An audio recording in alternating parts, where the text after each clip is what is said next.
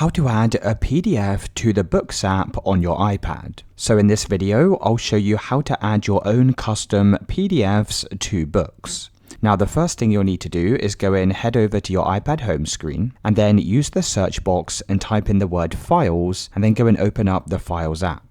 Now before you can import a PDF into the Books app, you first need to make sure you have the PDF document saved in this Files folder. Now I already have my PDF document saved onto my iPad like this, and once you have your PDF document here, then just go and hold down on the PDF like so. You can then click on the Share button. You can then scroll across the list of apps and then select More. You can then scroll down and go and select the Books app from here. Now as you can see, this will open up the PDF document in the Books app. So if we come back over to the previous window and we now click on Library, you'll be able to find your imported PDF file from here.